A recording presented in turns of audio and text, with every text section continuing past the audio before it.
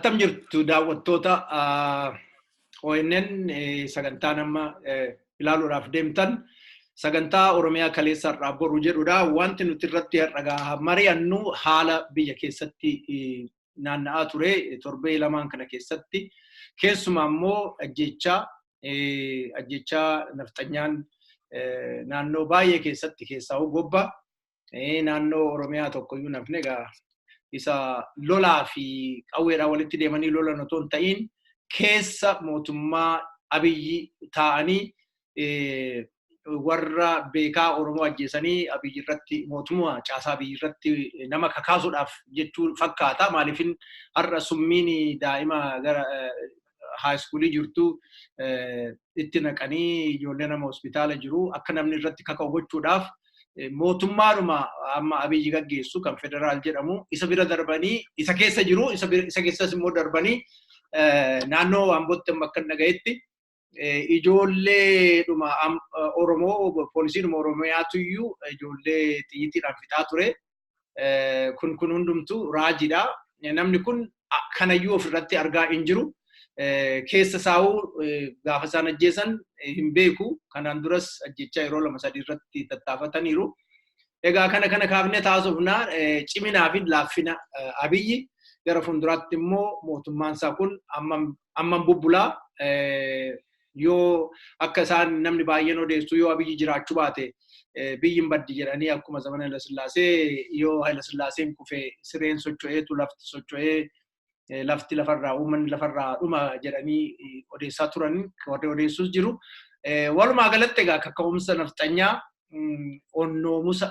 isaan onnoomanii Oromoo bakkee jiran biyya Oromoo keessatti Oromoo ajjeesuu danda'u isaa mataan isaa maal akka ta'e kaafnee taasifna. Egaa keessummaan koo Ganamoo Caamsaati. Ganamoo baay'ee galatoome egaa galgala kanaan yeroo kee fudhattee dhuftee haasa'uudhaaf qophaa'uun kee baay'ee galatoome. Ayyatillee baay'ee galatoome Dr. Hundaasaa ONN walumaa galattuyyuu I think duubaanillee warri teeknikaan nu gargaaran hundi keessanuu baay'ee galatooma. Ayyee ani egaa akkuma beektu iddoon jalqaba nama dhiba. Maaliifini wal borcaadha dubbiini. Mee Abiyyi indaangootti dhufee waggaa tokko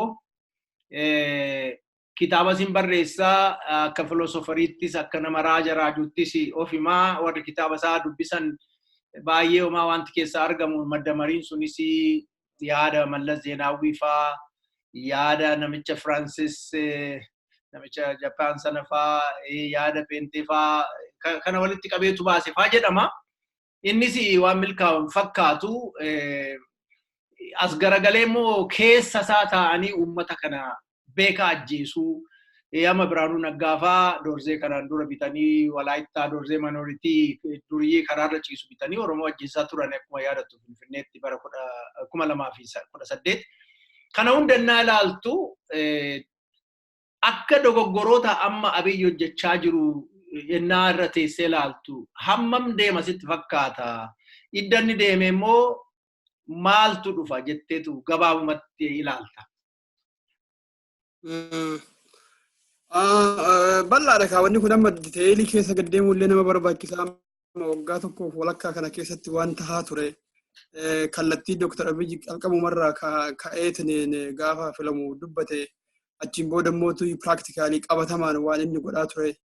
Kana hunda keessa deddeemanii ilaaluu barbaachisa ta'a. Gabaabumatti garuu wanti tokko wanti nuti Dr. Abiyyi adeemsa isaatirraa argine otoo karaa sadarkaa har'a silaa impaayarattiin sun irra geettee fi dammaqqiin hawaasota biyya san keessa jiranii keessattuu saboonni cunqurfamoo akka Oromoo, warra akka Sidaamaa, warra akka Affaar, warra akka Somaalee ummatoonni sirna Abashaa jalatti cunqurfamaa turan hundumtuu namni isaanii baay'ee waan baratee fi qabsoo keessas bara dheeraa waan turaniif har'aan kana bakka isaan ga'an hubachuu dhabuu irraa kan ka'e gama fuulduraa achi ilaaluu irra Dr. Abiyyi duuba ilaaluudhaan calqabe jechaadha. Itoophiyaa guddittii, Itoophiyaa beekamtuu, Itoophiyaa jaalatamtuu, Itoophiyaa addunyaa irratti beekamti.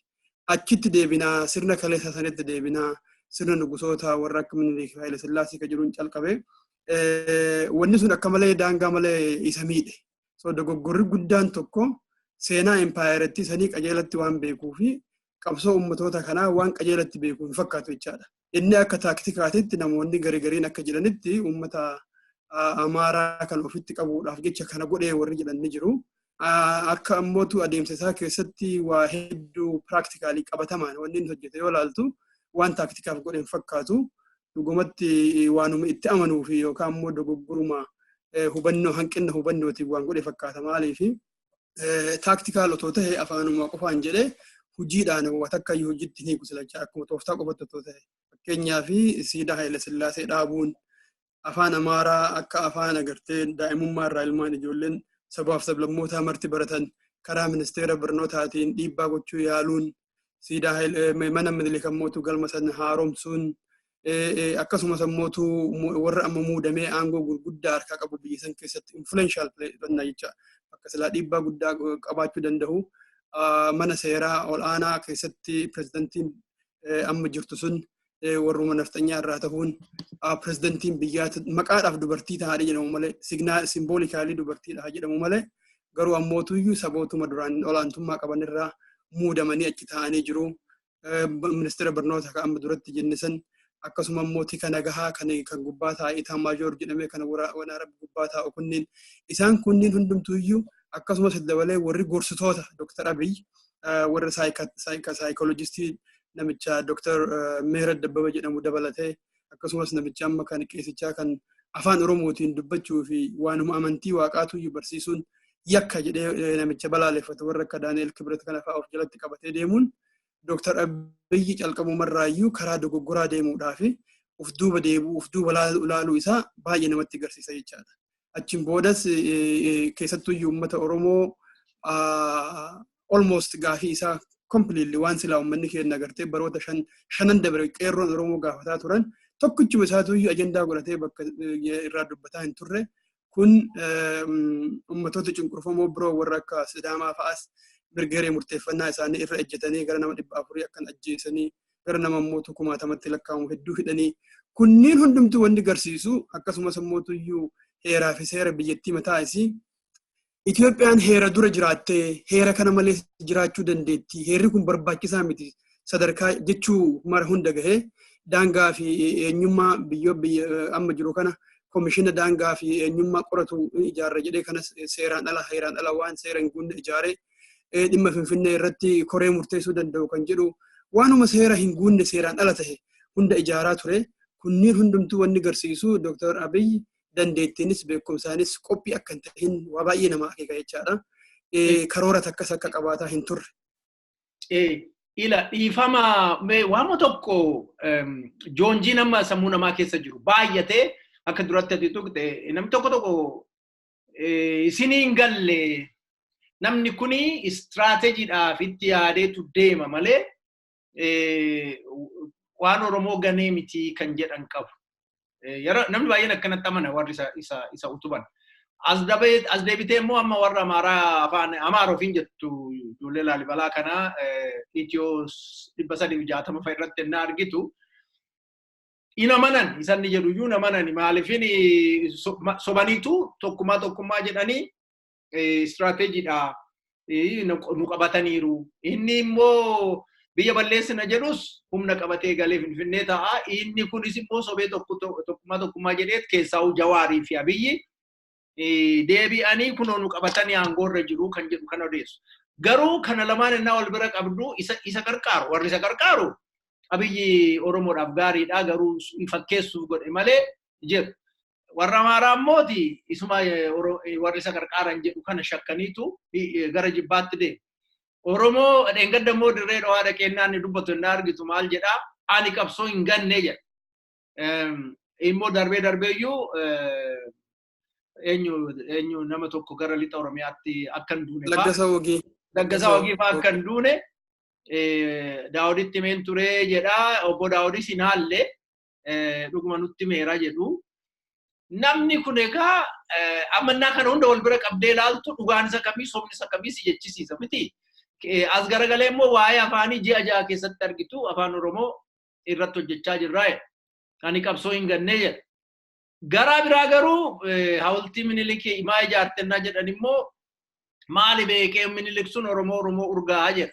Garuu warri dhaqanii immoo mana dallaa sana keessa naanna'anii ilaalanii muka odaa wayii fakkeessanii waan akka laastikii wayii walitti maxxansanii achi keessa kaa'aniiru malee homtuun jiru waan Oromoo urgaa'u jedhu.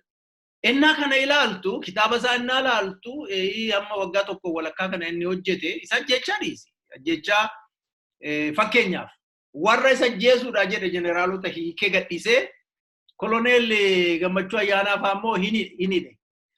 Amma ammaatti manadhaa jiru mana murteellee ni aanne teerorizimii balleessineerra seera teerorizimii jedhan sana barreessineerra jedhu garuu isumaan immoo mana murtee dhiyeessu immoo. Innaa kana ilaaltu namichi kun hima joonja'e moo as keessa maal fuuta amma maalinni wanni ati kan qabatamaadha jettu as keessa. Kan duraati Abiyyi wanni deeggarsa guddaa argatee fi Oromoo biraa jalqabarraa Abiyyi akka biyyitti osoo hin ta'in walumaa galatti iyyuu OPDO keessaa namoonni yeroo sanitti as bahan wanni deeggarsa guddaa argataniif akkuma beektu gaa mootummaan Abashaa waggaa 150 kana guutuu uummata Oromoo daangaa malee cunqurseera. Bara ammaa kana immoo ijoolleen kun TPLF jalatti uummata keenya baay'ee dararaa turan. Lamaan isaaniitu Lammaadhaa fi Abiyyis warra humna tikaa keessa ture. Oromoota humna tikaatiin saaxilamanii TPLF'n ajjeefaman keessa warra roolii gurguddaa qabu. Amma jarri gama qabsoo Oromootitti dhiibbaa qeerrootiin gama Oromootti as deebi'uun sun nama baay'eedhaaf gammachuu guddaa ture. Keessattuu jechi Lammaadha. Amma booda gooftaan keenya uummata Oromootii abbaa biraatiif hin ajajamne wanni jedhu sun namoota baay'ee amansiise. So sababa san ijoollee kana yoo ofitti qabnee deemneen gara tokko nu geessuu hin danda'u kan jedhu abdiin uummataa irra kaa'amee ture. So tokko bakkeedhatti amma duratti kaafte sun uummatarraa deeggarsi wanni dhufeef jechoota kanarraayi. Garuu qabatamaadhaan lafarratti waggaa tokkoof walakkaa kana keessatti waan tahaa ture walumaa galatti cuunfinee yoo ilaalle wanni Oromoodhaaf godhame jennu tokkichi isaan jiru gaafiilee uummanni keenya gaafataa ture san keessaa waa'een lafaa hagarraa murtii takka haga ammaallee naannoon Finfinneedhaan hin gurguramaa hin cicciramaa. In fact warrummaan gara isaaniitiin aangootti dhufeeyyuu ammas daldalaa jiru. Isaan warra biyya keessaa dhiisiiti aktivistoonni duraan biyya alaa turanuu warra biyyatti galee amma lafa daldalu sababa san caasa san keessaan seenee baay'eetu jira jechaadha. San malees dabalatee waanuma isaan lafarratti hojjetan Abiyyi hojjete kan amma galma Minilik kan duratti itti kaafte san warri Abiyyiin deeggaruudhaaf asii ka'ee biyyatti galee achi dhaqanii gubatanii garaan isaanii gubatee yeroo dubbatan ni dhageenya jechaadha. So kun waan qabatamaadhaan namni afaan isaatiin ijaan argee afaan isaatiin ragaa bahaa jiru keessayyi.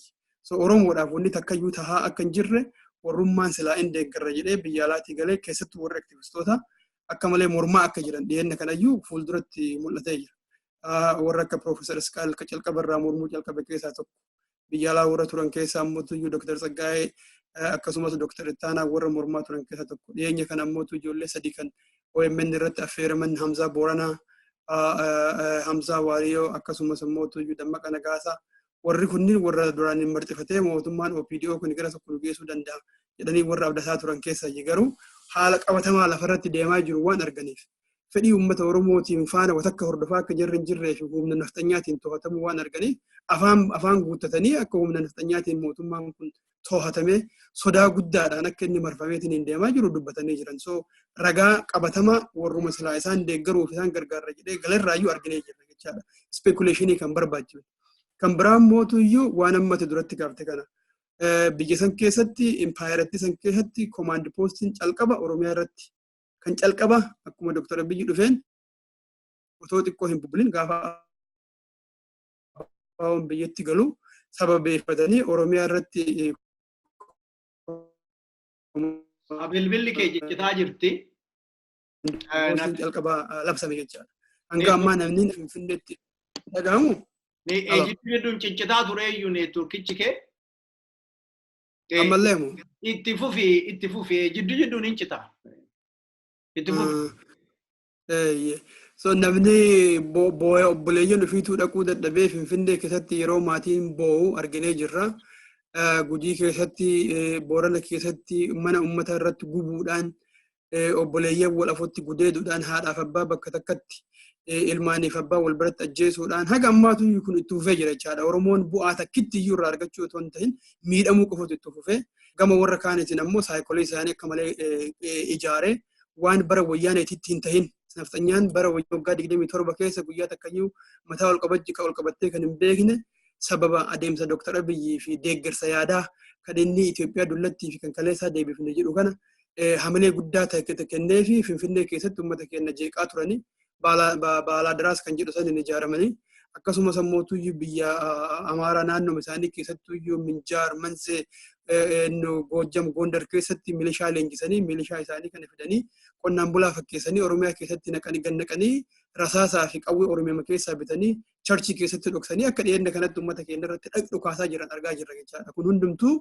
waan bara wayyaanee keessatti hin tahin waan bara Dr. Abiyyi keessatti jechaa waggaa tokko walakkaa kana keessatti kana caalaa itti fufa taanaan ammeenyi kana caalaa akka danda'u Oromiyaan jeequmsa guddoo keessa seenuu akka dandeettu mallattoolee gurguddoo argaa jirra jechaadha. So namni kun waanuma afaan Oromoo dubbatu qofaaf yookaan mootuu qabsoo Oromoo keessaan jidduudhaan butanii waan isaan as dhufaniif qofa Oromoodhaa waa godha jedhan waggaa tokko walakkaa kana keessatti arganii jiru jechaadha. Deemee climaxiin kan sadarkaa guddaa irraa rakkoon gama kanaan dhufe maalinni warri akka Jawaar Faat kan mootummaan kun mootummaa Oromooti barcuma jalatti qabnee deemuun nurra jira. OPDO'n ammaan booda eega TPLF irraa kaafne gama Oromootti hin deebite jedhanii fudhatanuyyuu hanga isa ajjeesuuf aggaammiitti godhamuu gahee jechaadha. Mootummaan kun nama biraa dhiisii abbicha silaa isaanii waan guddaa dalage Jawaariinuu ajjeesuuf yaaluu irraa wanni dhiisan hin jiru. Jaarmoota Oromoo gargar facaasuudhaaf danda'an of jalatti galfachuudhaaf kan dadhaban ammootuyyuu ofii isaaniitii irratti duuluudhaan waggaa tokkoof walakkaa kana keessatti sabboonummaa Oromoo cabsuu, Oromummaa gadi laaffisuu, impaayiritii Itoophiyaa kana akka agartee qolqarbii dargaggeessa ijoollee lafaa dhuftu keessatti haba qaalamu. Warra waggaa 20 ol ta'e itti dhiifne ijoollee isaanii jalatti Itoophiyaa akka fudhatan ammatan guddisna jedhee Dr. Abiyyi akka waan ijoolleen abbaaf haadha hin qabne akka waan ofii qofaa ijoollee miliyoonaan jirtu guddisuu danda'utti dhaadataa ture jechaadha. So akeekni isaa baay'ee ifa galaa ture. Even kitaabnummaan amma ida'amuu jedhamu kunillee wanni inni barreeffameef eenyummaa saboota hundumaa haqanii Itoophiyaa akka jedhu kanatti jalatti galchanii Oromoo jechaan bakka hin jirretti, Tigree jechaan, Amaara jechaan bakka hin jirretti uummatuma hundumayyuu agartee eenyummaa isaarraa haquuf akka adeemamaa ture ni argama.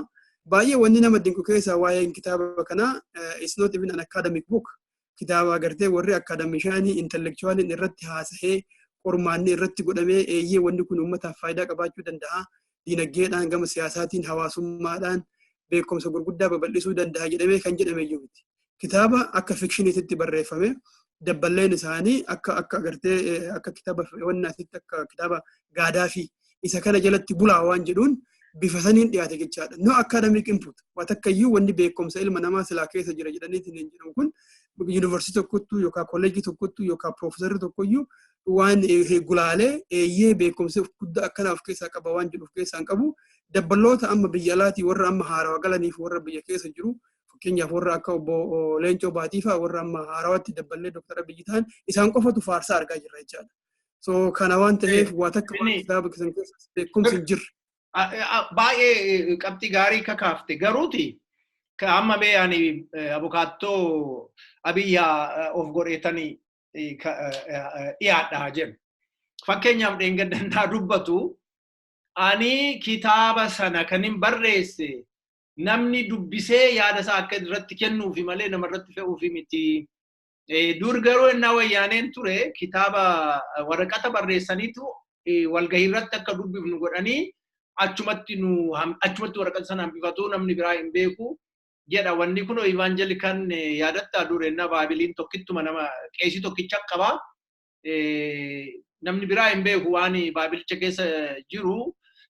Kanaaf baabiliin nama baay'ee harka jaan turree fi warri qeessotaa namatti sobaa turan akka barbaadanitti horiillee waaqan sii kadhadhaa qeesiin waaqa siif haa kadhatu jedha kunoo kitaabni na harka jiraa jedhanii namarraa horii guurrachaa turan.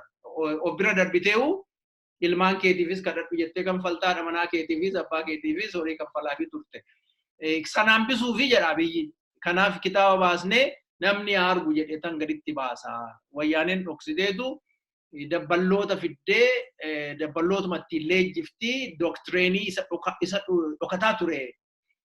Ani garuu uummanni dabaree booda federaalizimii isa dhugaayyuu gaaf sana uumamaa jedha. Kun dhugaatitti fakkaata mataa kee keessatti. Baay'ee bareeda. Malkatti fuune basin midhaggifu jetti amaarriin beektaa ka fuula fokkuu maqaan bareechuu jechaadha waan fuula fokkuudhaa maqaadha.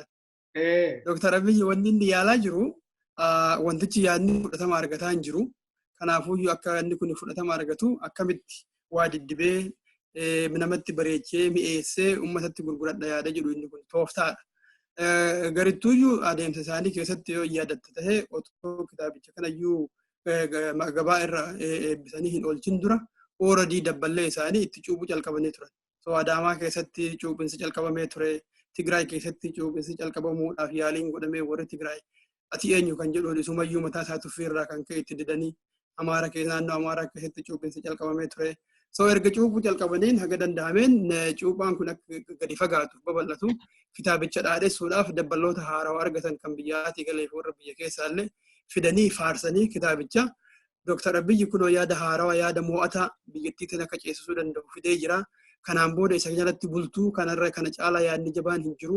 Innis mataan isaa dhaadataa ture yaadattoo ta'e akkuma wanni hundumtuu dhumaa ta'e so kana caalaa warri biraa yaada guddaa akka qabaatan ta'e gadiin bahaa nuti nama damarii jenneerraa maabbaasaatti illee ogeettiin taate as fidaa kan jedhu kun inni kun hundumtuuyyuu intellectually akkasan nama challenge godhu fakkaata. But indirectly ammoo dubbii dhugaa lafa jiru maa inni kitaaba isaa nam tokkoyyuu dubbisee keessattuuyyuu academic level jechaadha. Biyya guddisu jechaan dhimmi diinagdee ekspertoota diinagdee barbaachisaa, dhimmi siyaasaa ekspertoota siyaasaa barbaachisaa, dhimmi hawaasummaa social studies warra waan akkasii qoratan barbaachisaa, filosofiin mataan isaa warra beekumsan barbaachisaa, ideologiin biroos kan biraas akkasuma barbaachisaa.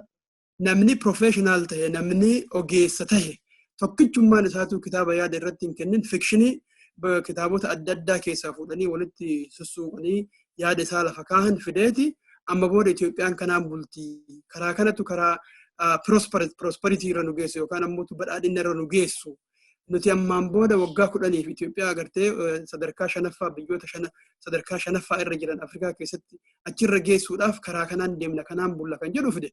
In fact kuni baay'ee akka nama tokkootitti waan isa tuffachiisu isumayyuu mataa isaa maaliifi kitaaba hayyoonni tokko yaada irratti hin kennin biyyi takka kanaan haa bultu kanaan bulla kanaan eemaramna kanaan qajeelfamnee deemna inni jedhu kun matammaan isaa hagam takka waa'ee beekumsaati irratti Dr. Abiy xiinxallaa gadi fageenya akka hin qabne agarsiisa jechaadha matama isaati.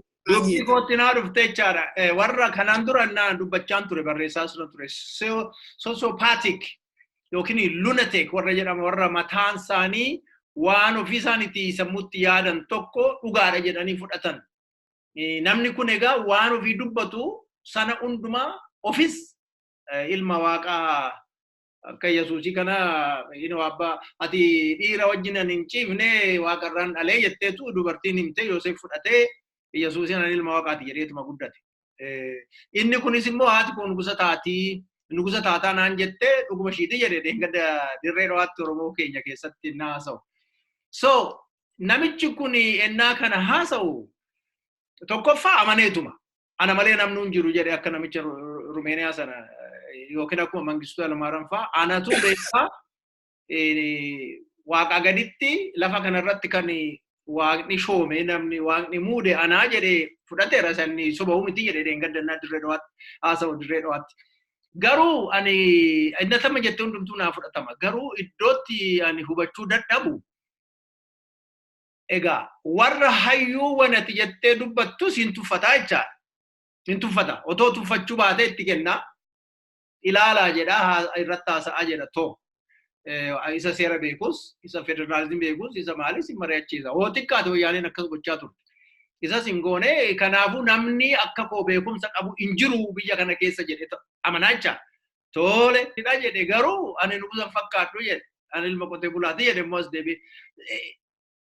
Egaa nama maraate kana isteejii irra taa'ennaa ni dubbatu warra harka rukutetu caala maraate moo Abiyyi isa tuffatee warra beekaas ta'e tuffatee qotee bulaa kanas immoo fuuldura taa'ee ani iskoortiin jedhe malee paaspoortiin jenne jedhee ennaa jiru innaan harka rukutan. Isaan iskoortii immoo gommaa isattiin baasanidha jedhee waan ta'e. Ana mammaatti naan galle dhiifama yeroo shanin dhaggeeffadhee naan galle iskoortii fi paaspoortiin akkatti walitti dhufe. Garuu namni keenya harka rukuta. Maal goota uummata kana dimokiraasiidhaaf yookiin mirga isaa gaafachuudhaaf qophaadha uummanni kun innaa lafaa ka'ee harka rukutu. Dura kan inni nama hundumaan tuffata jette sanitti xiqqoo waa jechuu barbaada. Tole. nama tuffachuun ta duraati the source of it burqaan nama tuffachuudha keessattuu nama waa beeku tuffachuudha wallaalummaadha. Namni beekumsa qabu waan barreesse tokko waan hojjete tokko warra beekumsa qaban bira geeffatee mee waan kanarratti yaada naa kennaa itti naa gabbisaa yoo dogoggorri jiraate naa akeekaa kitaabota referensii irraa argadhu yookaan mootuu irraa dubbisee qaqqajeelfadhu naa akeekaa jedhee gaafata malee naman tuffatu. So dhugaa kan keetii Dr. Abiy irraa wanni mul'atu biyya san keessatti beekaan anaa yaadatta yoo ta'e gaafa biyya alaa kana dhufee si anatu sin ceesisa waan jedhu dubbate. Anatu sin ceesisa akka yaadda hina. In fact baay'ee dogoggorri guddaan kan jiru biyya san keessatti namni tokko irratti rarra'u kana jira yeroo baay'ee bara mangistuun aangoo irra ture. Mangistuun tokkichi mataa nama sammuu nama torbaa qabaa jedhamaa ture. Mangistuun tokkichi mangistuma wallaalaa addunyaan tuni beektu saniin sammuu nama torbaa qabaa beek mangistuun jedhamaa ture jechaadha. So Dr. Abiyyis gaafa aangootti dhufe nama iyyuu otoo hin tahin nama normaala kana bira dabarsanii inni akka agartee Muusaa fi Iisaa ganda Fir'oon keessa guddate Fara'oo keessa guddate jechaadha uummata Israa'el warra bilisoomsee san nama wayyaanee jalatti guddatee bilisummaa qabatee dhufe akka Muusaadha nabiyyiidha nabi Muusaadhaan tokko jedhanii yookaan Moosesiin tokko jedhanii faarsaa turan jechaadha. Inni kun matammaan isaa Dr. Abiy irratti effektii guddaa qaba. Maaliifi hawaasichi beekaa bitii wallaalaadhaa kan jedhu itti argisiisa jechaadha. Isa matama isaatu hawaasni kun akka ani barbaadetti gaman barbaadetti oofachuudhaaf qophaayaadha. Maaliifi anaa kanaan nabiyyiidha yoo kanaan jedhu taate waan ani jedhu hundumayyuu warra na jalatti buluu deemu kan jedhu kana wannaa san kennaaf informationii san kennaaf jechaadha. Otoman beekne innummaanu otoo duraaniin gara abbaa irrummaatitti illee deemuudhaaf hawwii guddaa hin qabaanne ta'e dhiibbaan hawaasaa ilaalchi hawaasaa akkanaa kun namicha gara dogoggora maleetti isa oofa jechaadha. Ittuu dabalee immoo haati tiyyaa duraanuyyuu naa dhaamtee jirti gaafa dhaladhee guddadhuyyuu nugusa torbaffaa akka ta'u haati tiyya naa raagdee jirti kan jedhus inni irra deddeebi'ee humataa ture. So nugusa taataa haati jette saniifi booda mootuu hawaasichillee kunoo nabiyyuutu dhufe ammaan kana kunoo warra wayyaanee jalatti guddate keessa akkuma Muusaa yookaan Mooses warra bilisummaa qabatee dhufetu isa kana jedhanii ammanni nabiyyi jechuun isaan sun Dr. Abiyyiin daangaa malee dogoggorsiisan. This is a social impact. Beekumsa otoo hin tahin dhiibba hawaasaa laala amma in a crowd fakkeenyuma sii kenna bakka namni hedduun walitti gurmaahee tuutaan dhaabbatee harka dha'u jidduu yoo jiraatte otoo yaanni jedhamu sunillee siifillee fudhatamaa ta'uu hin qabaanne ta'e namni hedduun namni kumaatamatti lakkaa'u simaddiidha yeroo harka dha'u there is a tendency atis harka walii dhahuu keettu mala jechaadha. Dr. Abiyyi otoo duraan ilaalcha akkasii ofii hin qabaannellee ta'e yeroo uummanni gamaa gamanaan marsee ati nabiyyiidha jedhuun san wannaan isaa kun keessi isaa kun eeyyee ana malee beekaan hin jiru ana malee wannaan hin jiru kan jedhu sanatti achi fiduunsa waan shakkii hin qabne ture jechaadha. Mangistuu Hayilamaariyaam fa'aallee warra akka Iidii Amiin fa'aallee warra agartee addunyaa kanarratti nama balleessaa ture warra akka Gaadaafii fa'aallee warra akka Mobuutu Seko fa'aallee wanni macheesse bakka malee gahee aangoo dhiisuu danda'anii uummata isaanii ficcisiise hawaasni dogoggora akkasii hojjechuu isaa kana jechaadha. Keenya keessattis akkasuma deemee Dr. Abiyyiin sadarkaa biroo geessanii Dr. Abiyyi ilaalchi mataa ofiitiif qabuu fi mataa ilaalchi hawaasaaf qabullee kan dhugaa irratti hundaa'e otoo hin tahin realistic yookaan haala qabatamaa irratti hundaa'e otoo hin tahin abjuu keessa seenu kanaan dhufe jechaadha. Amma yoo agartee jiraattee Dr. Abiyyi bakka hundayyuu yoo deemu waanuma tokkicha irratti waan 10 haasa'a. Oromoo bira yoo gahu waanuma tokkicha irratti jecha biraa dubbata. Amaara bira yoo gahu kan biraa jedha. Somaalee bira yoo gahu kan biraa jedha. Tigree bira yoo gahu kan biraa jedha. Wanni kun maal geessee Dr. Abiyyiin akka bakkuma hundattuuyyuu konsistentii qabaanne yookaan yaada tokko dhaabbataa kan hin qabaanne namuma sobuudhaaf beekaa of fakkeessuudhaaf waan hundumaayyuu wal keessa laaqee akka dubbatu taasise. Hawaasichis biyya san keessatti wanni gadheen ati argitu maalinni siyaasaa jechaan sobaa waan jedhutti fudhateera uummanni. Siyaasaa jechaan soba akka hin tahin namni dhimma siyaasaadhaa waggaa 13-14 PhD fudhachuudhaaf akka baratu waggaa 13-14 ati kijiba barachuu hin dandeettu. It's impossible to learn the lie for 13 agartee waggaa 15-16 haga PhD itti barachuu hin dandeettu. Siyaasaan saayinsiidha. Saayinsii mala biyyattiin bulchan biyyattiin guddisan. Biyya keenya keessatti garuu namni baay'ee sobu nama siyaasaati jedhama.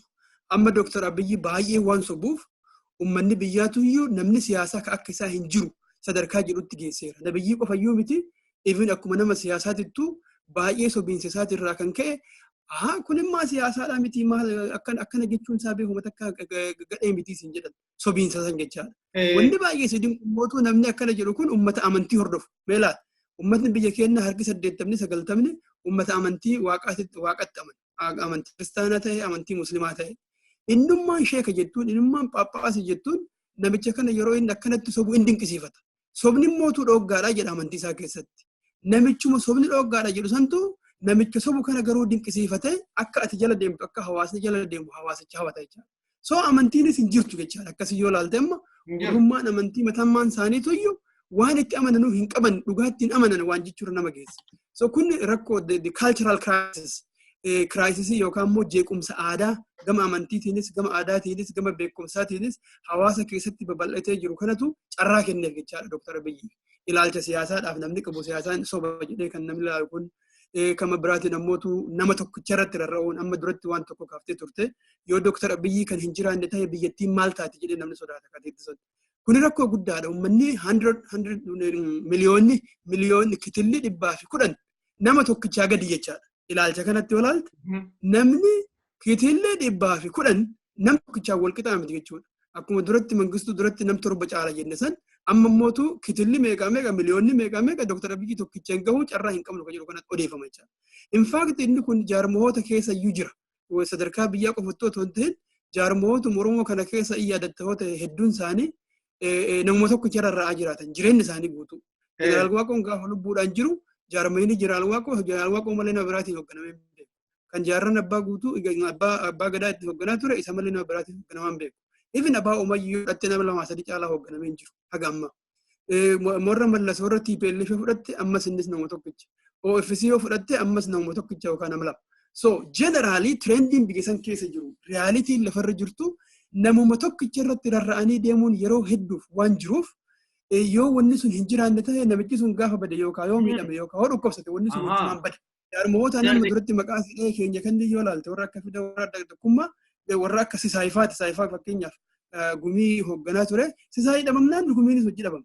Addi tokkummaa Jeneraal Waaqoon amrii taanaan yookaan ammoo addunyaa kanarraa galaa iddoon akkasuma jechaadha. Deemee abaa ollee mataa isaa fudhattee hooggansisaa bakka lamatti addaan fafacaanaan akkasuma laafaa dhufa jechaadha. So this dependency nam tokkoof lama irratti rarra'uun kun yeroo hundayyuu jeequmsa guddaa akka fiduyyuu uummanni keenya hin hubanne jechaadha. Instituushinii jaarmaa barbaachisaa. OMN fakkeenyaaf amma Jawaar akka nama tokkootti hoogganaa jira. Boordiin isa jalatti waan akka mul'atu Jawaar qofa. So boru ganama otoo Jawaar waan tokko ta'ee otoo miidhamee otoo dhukkubsatee you don't see OMN anymore akka jechuudha. So rakkoon illee isa wajjin bada. Sirri ammas hubadhe egaa hamma dubbiin asirra jira. Eega uummanni tokkoof tokko digdamannaa jedhaniin harka rukuta ta'e harreen gaangee taate yookiin immoo re'een gaangeedha hoo jedhennaan dubbatu ijumanni fuuldura deemu harka rukuta yoo ta'e gara kamitti deemna jechaadha gabrummaa sana jala turraa jechaadha maaliifin mee wanni ilaali Kooriyaa gurbicha sana argitee gurbaa furdaa sana barumsallee waa hin qabu garuu bishaan hin dhugu fincaan hin fincaa'u kun waaqaa bu'ee jedhee tamana uummanni Kooriyaa kaabaa kun kibbamoo kaaba.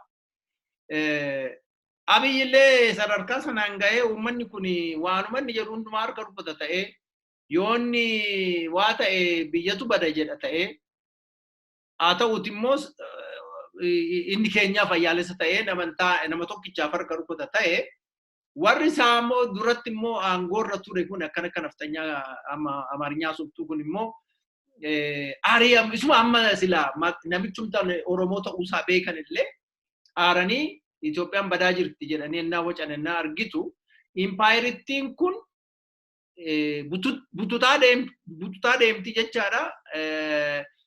Abiyyis egaa uumaa namaati du'uu danda'a, dhukkubsachuu danda'a, konkolaataan du'uu danda'a.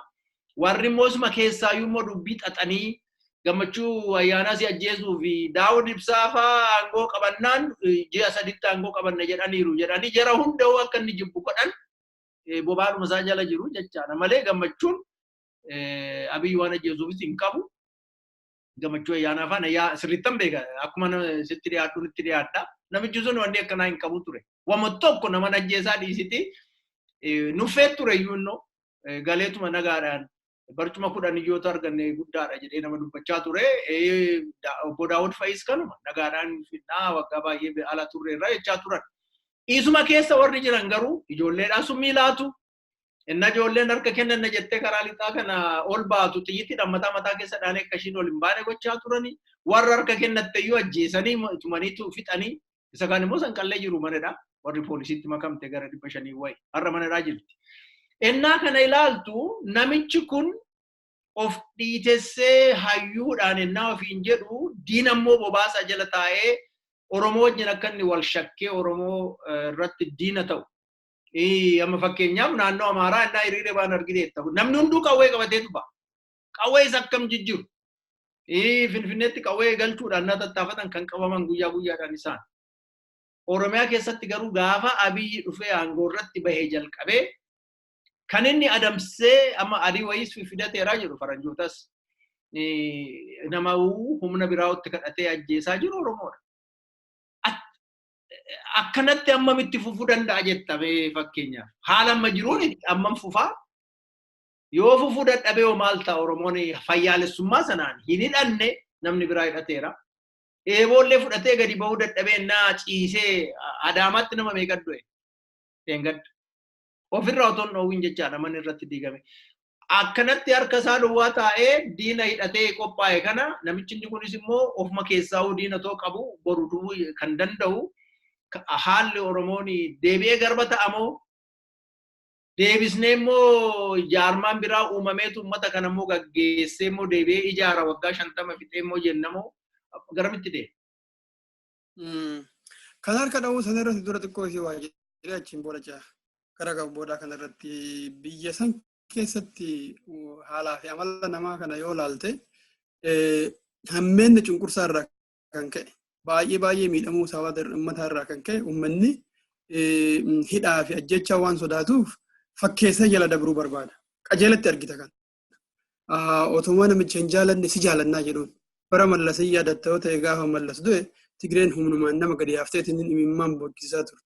Uummanni boo'ee sun hundumtuu mallasiin jaalatee boo'ee otoo hin ta'in yoo akkasiin godhin jiraachuudhaa fi haalli jireenya waan itti ulfaatuuf fakkeessutu irra ture jechaadha. Ammas kanuma argita yeroo baay'ee yoo agartee jiraatte yoo Dr. Abiyyi fi Lammaan olii gad deddeemanii haasa'an namni maayikii fudhatee haasa'uu calqaba duraa si jaalannaa jedha jechuu kanaan calqaba. Jaalachuu isaa san inni just wanna security mataa ofii tiksaa jira. Hin jaalata jechaa miti. Harka warri dhahus kunis akkasuma mootu dabballoota isaaniitti cinaadhaan. Walgahii kana yeroo hedduu amma dhingaddaa amboo keessatti dabballoota isaanii qofa qulqulluma walumaa galatti dabballoota isaanii qofa waan yaamanii harkaa fashalee malee xiqqoo wal keessa makanii godhanii dabballoonni isaanii sun harka dhahuu akkuma duratti isin jedhe bakka crowding jirutti bakka naanni hedduu jirutti namni harka dhahu kunis wajjin dhahuun probability ni jira jechaadha. Inni harka dhahan kun hundumtuuyyuu seetaappiidha waan qindaa'ee mootummichi beekaadhaan godhee dabballoota isaa seensifatee nam tokkichi harka dhaha achi booda immoo kan naannoo isaa jiru kun hundumtuu harka dhaha. Yoo harkan dhahin akka hamaatti narratti ilaalanii kan jedhu kana akkuma duratti si jaalannaa dubbatan kana harka daddafanii wajjin dhahan jechaadha. So this doesn't count. Uummata akkayyuu mootummaa deeggaraa jiranii yookaan immoo mootummaa jaalatanii wanni jechisiisu achi keessa hin jiru.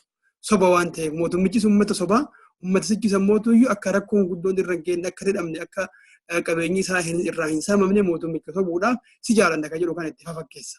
So kuni waanuma jiru jechaadha. Amma dhiyeenya kana jeequmsuma dhiyeennuma kana dhalate kanaan magaalaalee Oromiyaa keessatti bakka hedduutti namni erga du'een booda yeroo inni olii gad deddeemee haasa'u uummanni akkasitti dallanee isuma irratti hiriira bahe Jawaariin akkamitti ajjeefta akkamitti yaaliin ajjecha ajaja humna ittisaa ka'ati ajajjuun kunoo kan maqaa isaanii dhahame Indaala namni jedhamu Komaander Indaala namni jedhamu kanuma agartee security keessa jiru seeratti otoo hin dhiyaatiin akkamitti nu keessa deemta jedhee gaafii gaafachuu dhiisee hawaasni isuma itti dallane san baga dhuftee si jaalanna jedhee wajji haasa'u argita jechaadha. Kuni fakkeessaadha. Mootummaanis uummata sobaa uummatichis mootummaa sobaa wajjin jiraachuu waanuma mul'ataa jiru jechaadha. Kan biraa kan rakkoo amma uummata keenyarra gahaa jiru kana Oromoon akkanumatti obseetiniin keessaa bahuu danda'amoo deebi'ee agartee sirna gabroonfataa naftanyaa duraanii jalatti galaa inni jette sun yeroo hundayyuu qabsoon rakkoo keessaa madditi. Yoo haalli rakkoodha the real problem rakkoon lafarra jirtu ummatichaaf yoo gale callisee ciisuu hin danda'u dirqama isaa qabsaa jechaadha. Ammaan kana wanti deemaa jiru biyya keenya keessatti Oromiyaa keessatti wanni namni hundumtuu ijaan argu practically qabatamaan shakkii takkaayyuu kan hin qabne Oromoo harka duwwaa jira. Warri kun immoo hidhateera. Magaalaalee Oromiyaa keessatti ajjechaan nama amma dheengadda ajjeefamee kun gabaasuma Dr. Abiyyi mataa isaatu isuma qofayyuu dhugaadha jennee yoo fudhanne nam 86 keessa namni 50 Oromoodha. Namni 50 Oromoodha jechaan almost 60% gara harka dhibbeentaa 60 jechaadha. Kan hiriira bahe harka qullaa nagaan kan bahe biyya ofii keessatti magaalaa ofii keessatti Oromoodha. Hiriira nagaa bahe malee inni waraana qabatee hin baane waraanaaf illee hin baane. Kan ajjeefame garuu harki caalaa ummaticha silaa karaa nagaa hiriiraan bahisan jechaadha.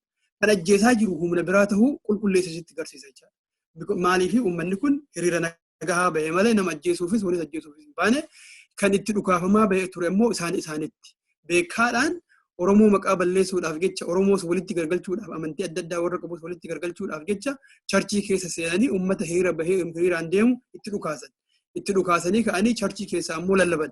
Kunoo nu fixuu fi akkanatti nu fixuu fi warri hiriira bahe kun qeerroo inni jedhamu kun mangaadha arrabsoo uummata keenyatti wani jedhan kanan beektaa miti. Tuuta looniiti. Tuuta loonii kun nu ajjeesuudhaaf olii gad deemaa jira. Mana amantii keessatti bakka amantiitti bakka waaqa kadhannutti nu ajjeesaa jira jedhanii achi rasaasa itti roobsan jechaadha. Namni akkanatti hedduminaan Oromoon du'uun kun rasaasa achi keessaa roobaa jiru kan. Jarri kun akka hidhataa turan duraanuyyuu mallattoo hedduu akkuma jette biyya isaaniitti argisiisaa turan. Qeesiin otoo nafin biyyuma Oromoo keessatti gadi baheetiniin amma booda ofii kennaa qawwee hidhanna jedhee dubbateera jechaadha. So kana hundumayyuu mootummaan Dr. Abiyyi ni argaa ni dhaga'a. Gurraanis ni dhagahu, ijaanis ni argu. Namni kun nama lubbuun jiru. Guyyaa tokkoyyuu garuu seeratti dhiyeessanii hin beekan. Guyyaa tokkoyyuu gaafatanii hin beekan. Guyyaa tokkotti namoonni akkana waan akkana hojjetan ebaluu akkana hojjettu seeratti dhiyaatta jedhanii hin beekan. Magaalaa Finfinnee keessatti namichi torbaniin jeequmsa gaggeessu namichi Iskindir jedhamu kun bifa seeraatiin humna ijaarame wayituyyuu miti. Waggaa tokkoof walakkaa Dr. Abiyyi aangoorra jiru kana waggaa tokkoof walakkaa kana guutuu akkanumatti magaalaa Finfinnee jeeqaa jiraata. Achi qofa miti Dirdhawaa keessatti humni maqaa moggaafatee saatanaa ofiin jedhu galgalaa ganama uummata keenya dararaa ajjeesaa deemaa jira. So kana hundumayyuu yoo laalte mootummaan amma jiru kun humnoota sirna naftanyaa harka irra qabee jira. Sababaan guddaan harka irra qabuuf immoo Dr. Abiyyi nutti beera. In fact namoonni itti dhiyeennaan quba qaban Dr. Abiyyi waliigalatti xiinxala kaabineen isaa waliin taa'ee mari'atee gulaalee lafa kaa'ee irra Itoophiyaan diigamuu deemti. Yoo ka diigamtu immoo namni diiguu danda'u Oromoo qofa sabboonummaa Oromootu diiga. Kanaafuyyuu akka Itoophiyaan hin diigamne sabboonummaa Oromoo cabsuu, gallaaffisuu, laamshessuun daangaa malee barbaachisaadha kan jedhu kaabineen isaa mootummaan isaa konkuluuzinii yookaan immoo cuunfaa sanirra ga'anii goolabanii akka jiran namoonni isatti dhiyaatan ni dubbatu. So amma wanni deemaa jiru maalinni wanni humna naftanyaa irra harka qabaniif wanni aadaan naftanyaa kun deebi'ee Itoophiyaa hin tiksa jedhamee waan yaadamuuf. Oromummaan immoo yoo gabaataa deemte shakkiin isaa Itoophiyaan diigamuu hin malti jedhee waan yeroo hunda irra deddeebi'ee sodaa dubbatuuf Oromummaa kana gadi laamshessuudhaaf humna san obsuufii qaba jechaadha. Wanni deemaa jiru kun waan dogoggoraan tahaa jiru miti gama isaatirra. Waan itti yaadamee kaabineen isaa itti yaadee qoratee Itoophiyaa kana namni diiguu danda'u sabboonummaa Oromoo qofa kanaafuu isa kana gallaaffisuu qabna kan jedhu itti yaadamee deemamaa jira. Namni immoo kana baay'ee fuulduratti arguu danda'a. Dr. Birhaanuu fa'aa gorstoonni isaa roodmaappii nuti kenneef jedhanii ifatti baasanii dubbatanii jiru. Mootummaan Dr. Abiyyi guyyama tokko illee lakki soba kuni mootummaa keenya maqaa balleessuudhaaf Dr. Birhaanuu fa'aati akkas jedhan malee nuti akka mootummaatitti walaba humna kamiraayyuu yaada nuuf hin taane yookaan immoo ittiin amanni fudhannee hin beeknu hin fudhannus jedhee hin beeku. Mootummichi kun waan jedhaniin hundumaa waan jarri warri naftanyaa jedhu kun liqimseetumaan isuma immoo hojiirra ka'uu itti argita jechuudha. Isuma san waan biraa faallaasanii otoo hin ta'in. So walumaa galatti cuunfitee walaalte adeemsa mootummaa kanaa waan sabboonummaa Oromoo gadheedha jedhee yaaduuf sabboonummaan Oromoo hamtuudha badduudha fokkistuudha jedhee waan yaaduuf sirumayyuu Oromoodhaan mangaa politiks akkuma Amaariin nuun jedhu kana jechaadha. Zaranyinnet, gooxanyinnet.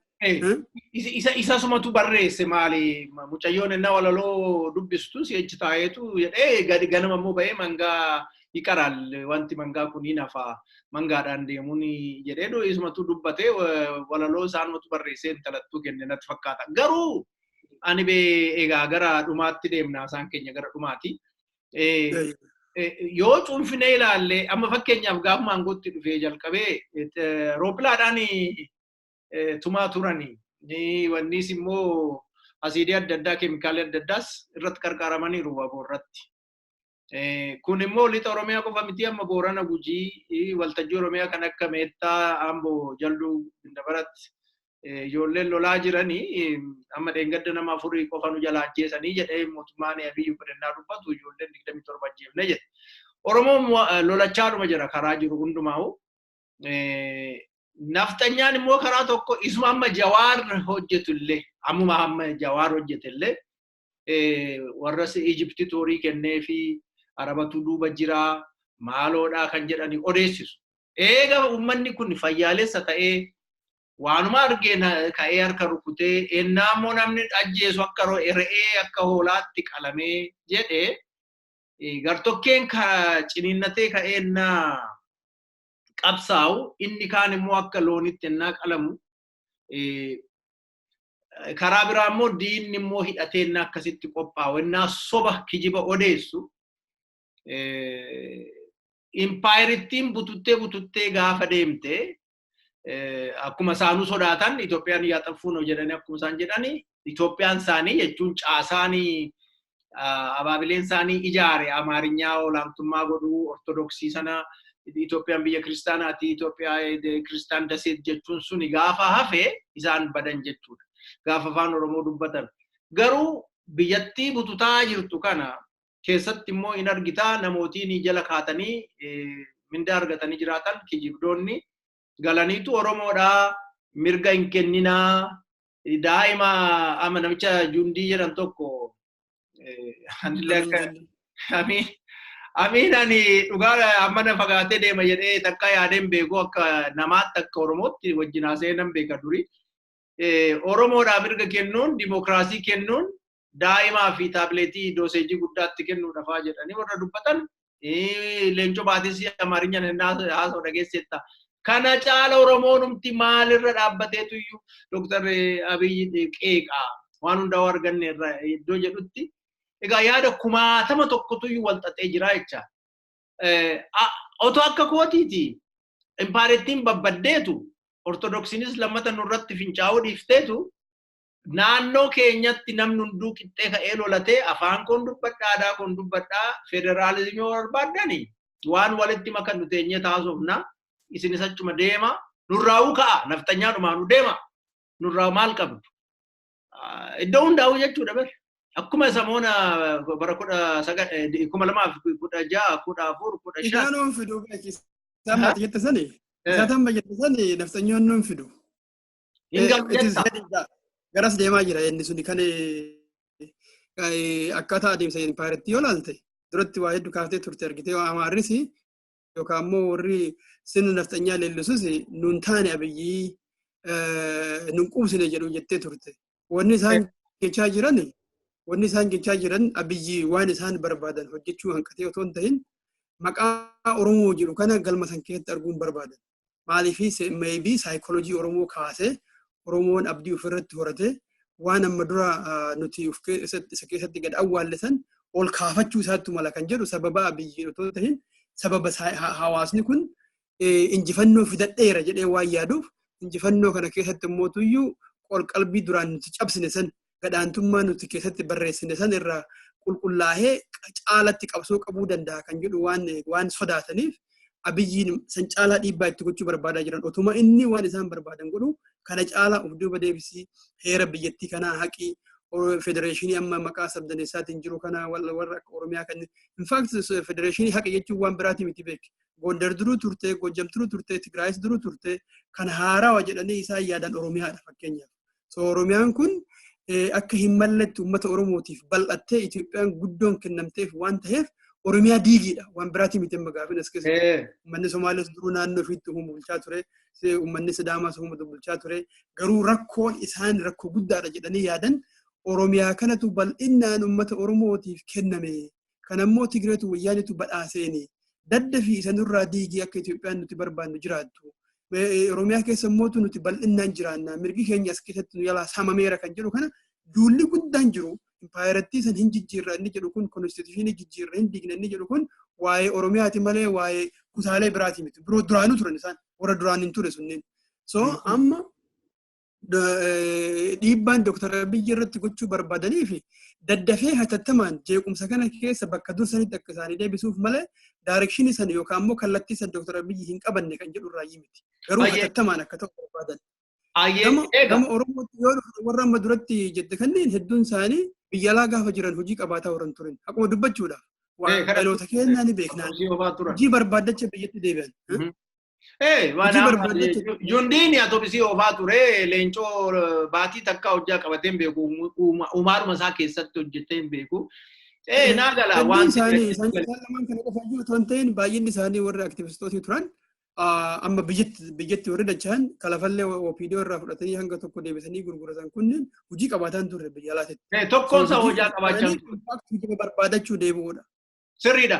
Amma laalegaa faalasiin yookiin immoo wanni tortoraa yaada tortoraani isa karaa abiyyi dhufu qofa miti. Waa'ee abiyyi amma kakaafne irraa waan wal dha'u wayii argitee wal deebi'ee ziirootti wal galchu wayii akkasitti iyyuu amma ammaatti waggaa tokko walakkaa kan deeme. Asum garagaltee immoo warra Bashaa jedhaan amma Biraanuu fa'aa paartii haaraa isaan ijaaran kana fa'aa innaa ilaaltu Izeemaa inni jedhu kun amma Itoophiyaa maarishiin zeeginnet paartiidha natti fakkaata moo mahabar. Egaa zeeginnetiin kuni akka naagalutti citizeniidha lammummaa jechuudha. Aniifati ati Oromoodhaa biyyuma kana keessaahu lammii biyya kanaahu miti ati dhiphoodhaa maaloodhaati nama badaadhaa zeegaan dhugaan nuyi jechaa jiru turanii ammas jechaa jiru. Tigraay mataasaa amma cinaatti galchanii jiruun baay'eetti ulfaatee akka dhagayeettamma gatiin 39 gahee jira jedhu dur kan sila argite nyaatanii amma waggaa tokko keessatti Tigraay Uummanni Tigraay rakkachuu deema ji'a tokko ji'a lama keessatti. Garuu Tigree uummata Tigraayis akka zeegaatti hin ilaalanii Oromoo akka zeegaatti hin ilaalanii zeegaadha irratti hundoofneetu immoo filannoo oofnaa jedhan. Egaa zeeginnatiin eega si dhoowwatame akkamitti zeegaa taate immoo filannootti deemta. Moo jarumatu yoon jedhe.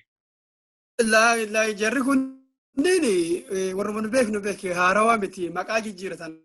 Akkuma OPDO'n keenya gama OPDO'tti deebifte akkuma jaarmayni amaaraa suni ADP'tti deebise isaan kun jaarmaa 7 jijjiiratan yoo xiqqaate EPRP turanii Isafaa turanii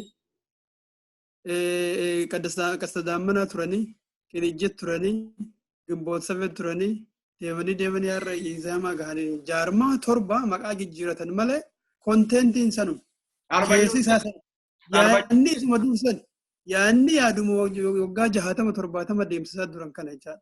Yaanni kun ammoo tuyyuu olaantummaa aadaa duraanii impaayerettiin sun irratti ijaaramte san akkuma jirutti tiksinee warri san guute lammii jedhamaadha. Warri san guute akka kiyyaaf keetti afaan Oromoo dubbatu kun hin guutu lammummaa san. Maaliif inni kiraayiteriyaa mataa ofii qaba afaan Amaaraa dubbachuu qabda. Akkas taanaan nu bilisoomsan ka ganamu maaliifin atuu keessa jirtu malee keessumaan jirtu you are not part of it. Gaarii So kun tokko waan ilaalu lammaffaa waa'ee impaayeretti tanaa waa tokko jechuu barbaadan. Yoo agartee jiraate Dr. Abiyyiis tahee namoonni biraa galgalaa kana irra deddeebi'anii Itoophiyaan hin diigamtuu warra waan kana yaadatu gama bada malee waan jedhu kana haasa'an. Hin diigamtuu. Biyyi takka waan namni hin diigamtu jedhameef diigamuu hanqatti immoo waan uummanni biyya sanii jaalatee biyya san jiraachisuuf jiraattiin gaafii guddaadha jechuudha. Waanuma Dr. Abiyyi hin diigamtu jedheef jiraatti immoo Itoophiyaan tun itti fufti immoo waan uummanni biyyaa akka biyya san keessa jiru jaalatee biyya jiraachisuudhaaf marxifatee yoo namni tokko diiguu barbaade yookaan humni tokko diiguu barbaade dura dhaabbatuuf jiraattiin gaafii kaasuu qabu jechuudha namni. Biyya san keessatti wanni barate maali? Baratame.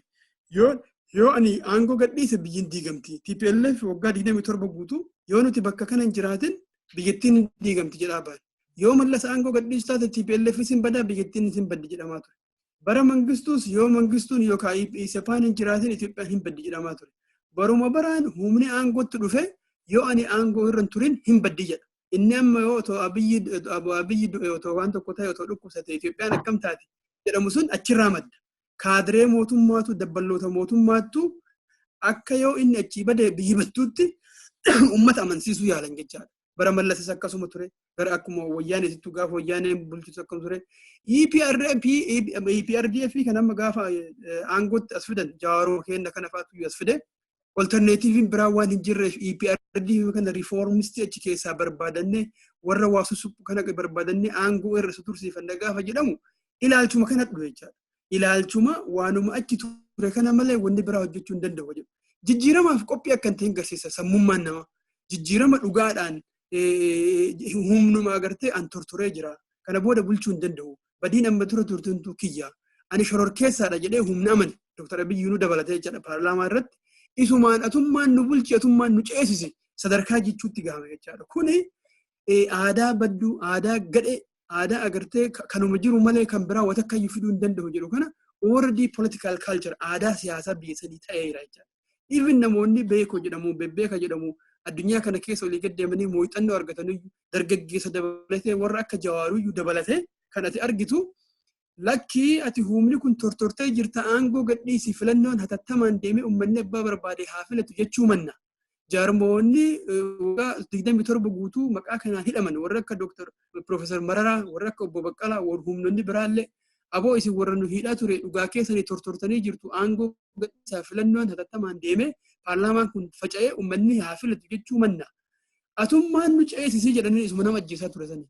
Kun siyaasaan biyya sanii hangamta akka duubatti hafaa akka ta'e garta jechaadha.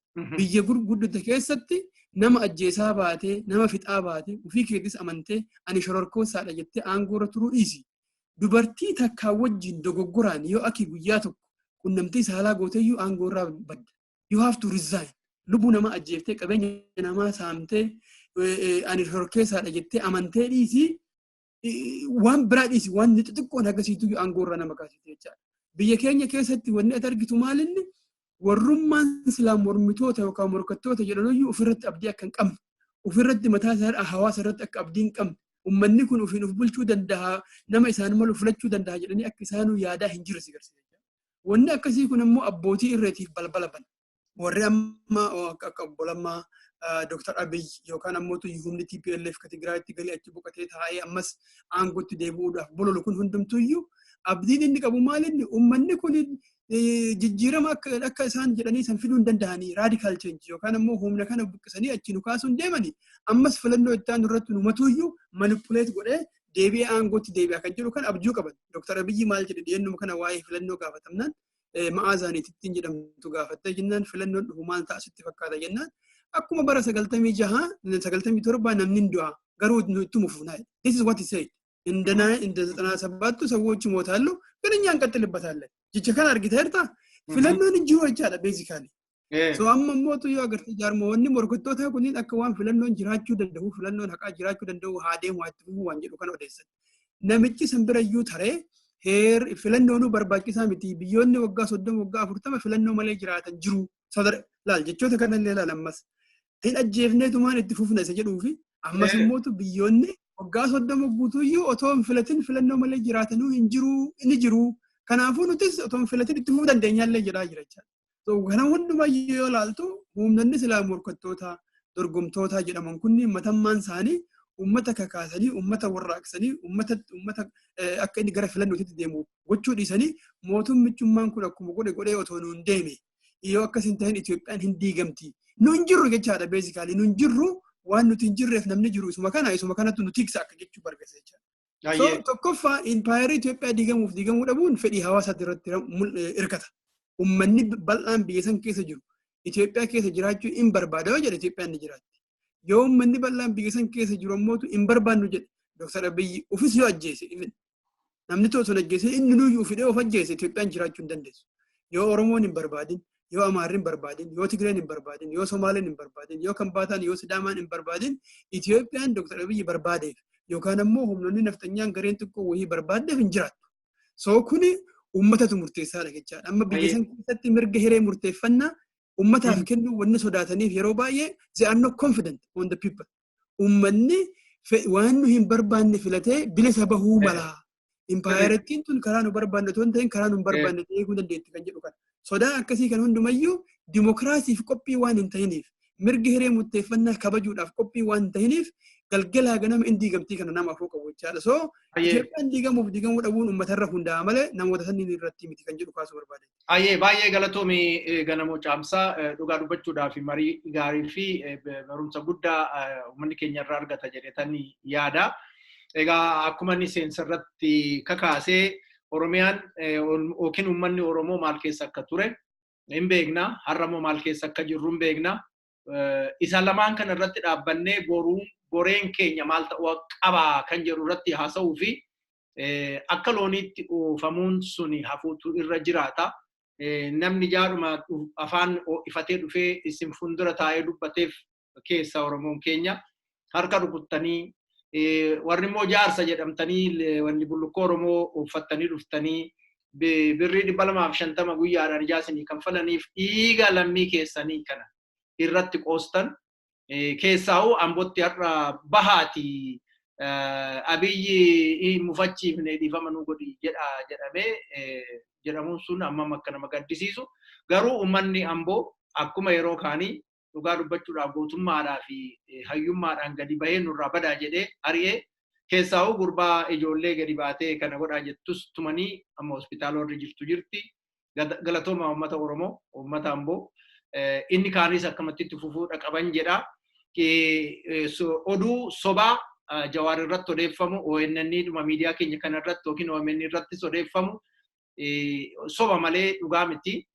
Otoo silaa miidiyaan hattuun kan akka isaatii fi Itiyoo 360 jedhamtu sanyii irratti hundooftee guyyaa guyyaan Oromoo qeeqaa fi arrabsaa ooltu Oromoo fixaa jechaa ooltu kun otoo jirtuu keenya cufamuunsaas ammam dogoggora akka ta'e hin argina. Naanna'ee garuu inni bara zamana Tigree hojjetamaa ture ammas hojjetamaadhuma jira. Nama ajjeesuun itti fufeera, summiidhaan nama fixuun itti fufeera. Lafa waliin hiruun firaan maqaa sareetii maqaa durreetiin lafa walii hiruun daldaltoonni Oromoo amma yeroodhaan maqaa isaaniin dha'u warra ani beeku akka hiriyaattuu ani beeku warri horii qabdan lafa fudhattanii Finfinnee keessatti samoona fudhachaa jirtu warri kondominiyeemii tola fudhattanis jirtu ishiin alaa galtee $6,500 amma argattee jiraattus hin jira garuu uummanni bilisummaa isa dhuma kan gonfachuu danda'u isini yoo akka loonii garuu namni asiif achi isin oofee bilisummaan sun isin jiru deebinee qaaneffannaa walumaa galatti egaa amma torbeet walitti deebinutti ulfaadhaa nagaatti jiraadhaa jedhu dhaggeeffattaniif jedhu daawwattaniif yaadaa fi qeeqa qabdan immoo ONN websaayitii yookiin feesbuukii keenya keessa seenaatii dhaamsa keessan nu ergaa ulfaadhaa nagaatti bula nagaatti tola. Baay'ee galatoom Dr. Ndaa.